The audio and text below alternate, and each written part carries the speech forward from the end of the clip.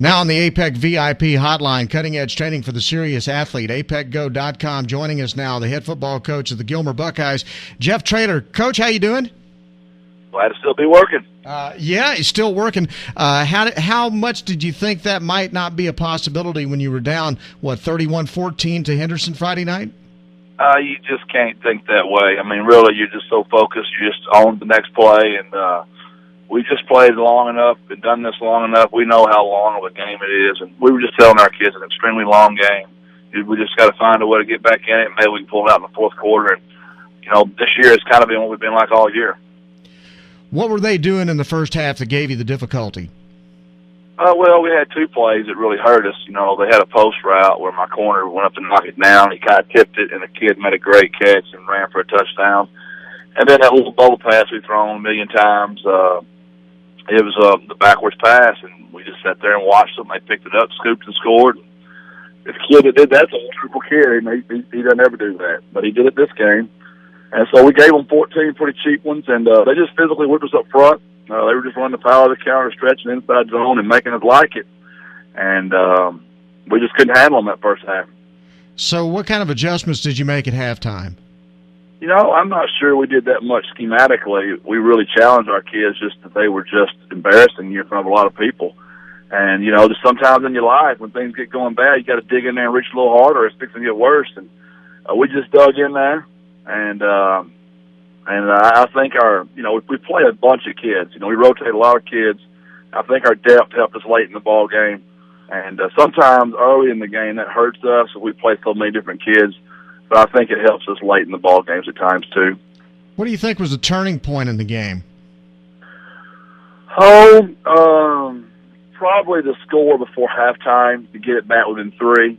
They had clearly outplayed us the first half, but the score was 31-28, and I think that was pretty, big that we scored. It was 4th down and 4 with like 20-something seconds left, and we threw a slant route, and Slade Morris broke a couple of tackles and ran in the end zone. So we were only down 3 at halftime, and we were clearly outplayed the first half. Wow. So what did you tell your team at halftime?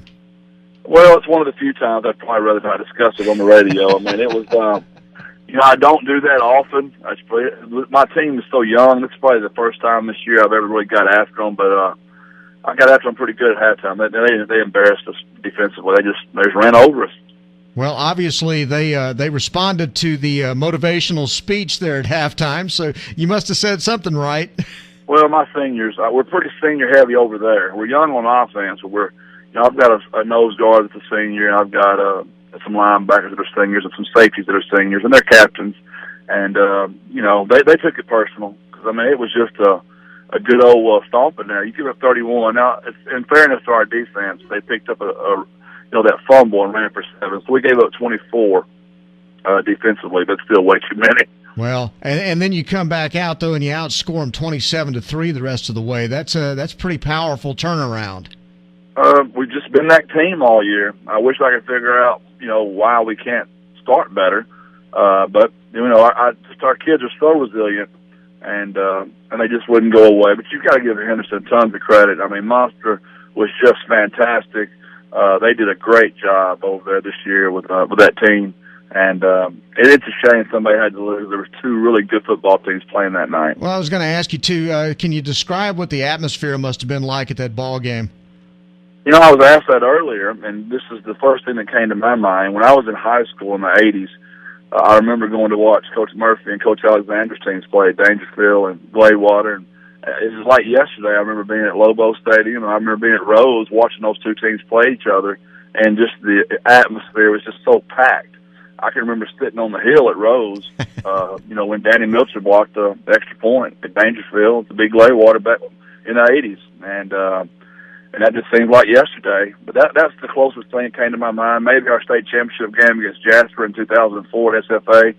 There was just so many people there. They were just everywhere. It was an awesome environment. Yeah, and it had to be just, those are the kind of games, I guess your kids don't realize how much they're going to look back on these kind of games 20 years from now, huh? Probably not. I'm 44 now, and it took questions like those to make me think about it. And I ran into Danny at the game Saturday night. And I told him that exact thing, that I remember like it was yesterday, watching him do that. So special memories, and we're just glad to still be playing. It's also, I think it's kind of neat, Coach, I hear the level of respect that you have for Dickie Meeks and for the Henderson program, and to see that after a ball game like that you're thinking about them too. That's kind of cool. Well, Dickie's one of those guys that he's really in it for the right reasons. He's always been super to me. He's just a little bit older than me, and he's just helped me. When I first started being a head coach, he was always there to answer questions for me. He's just got a lot of great common sense, and he's just a dear friend, and he's very well respected in our fraternity. All right, so now you play Graham on Friday night in the state semifinals. What do you know about them? Well, just been watching them on video. I did not have a video one on them until we got through with Henderson. I was that worried about Henderson, so we got on them kind of late.